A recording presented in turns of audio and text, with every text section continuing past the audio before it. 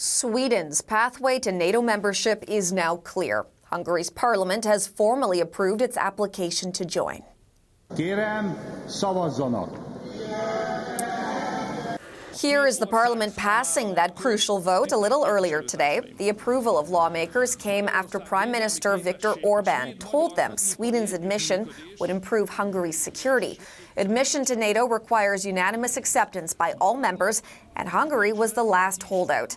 Sweden will be the alliance's 32nd member and second to join since Russia invaded Ukraine 2 years ago. Neighbor Finland's ratification happened in April of last year.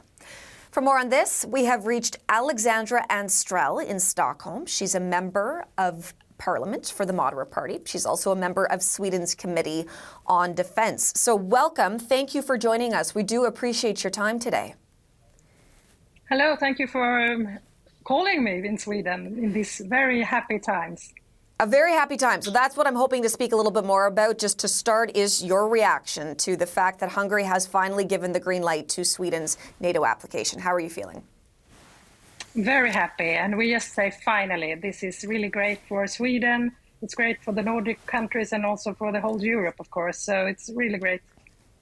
And talk a little bit about how, in your view, this is going to land in Russia. Do you think that this is a blow to Vladimir Putin and to Russia and their military? I think, of course, this will affect them somehow, but as we wanted to join NATO because it's the biggest peace organization in the world, I think this will be really great for all of us.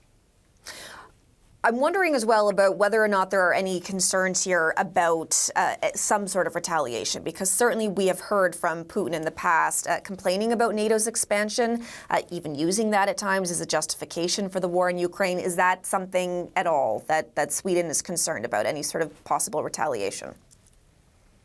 Well, of course, as we can see around us right now, when in the war in Europe, of course, we have to be aware of everything. And we can see a lot of cyber attacks all the time and so on. So, of course, we have to be prepared and we have to be aware of what can happen.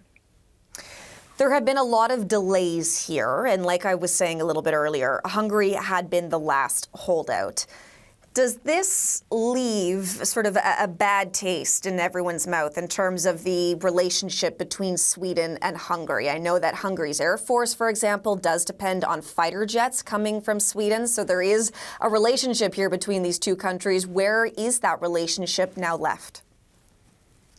I think it's a good cooperation. We have to respect each country's process. And now they have finally said yes, and we're very happy for that. You're very happy for that. Is there anything in particular that Sweden had to promise to Hungary in order for all of this to happen, to go through today? Not that I know about. It's the same process in every country. We are, of course, very grateful to Canada, who was the first country to ratify us. But in some other countries, it took some longer time. So I don't think we have promised anything. What sort of contribution do you think Sweden will now be able to make to NATO? I think we can contribute with a lot, of course, high technology, and also our defense industry is very good in Sweden. But we also have something in common with, of course, Canada is our forces is very used to practice in the Arctic regions, and that's not very common in many NATO countries. So I think that is also very good for us. And just finally here, Alexandra, you are in Stockholm. Can you give us a sense of what the mood is like in your country now that Sweden is going to become the 32nd member of NATO? As I can hear and I can see, I just left the meeting for this interview. We are very happy and cheering, and the weather is not with us, sadly, but we are very happy anyway. So it's a very joyful time. And many people are cheering and celebrating today. There was cheering in the meeting you were in that you just left. Yes. Okay, there you go. A little insight then into how things are going down there. We're going to leave it there for today, but we do appreciate you joining us on such short notice here. Thank you. Okay, thank you very much. Bye. Alexandra Anstrell is a member of Parliament for the Moderate Party in Sweden.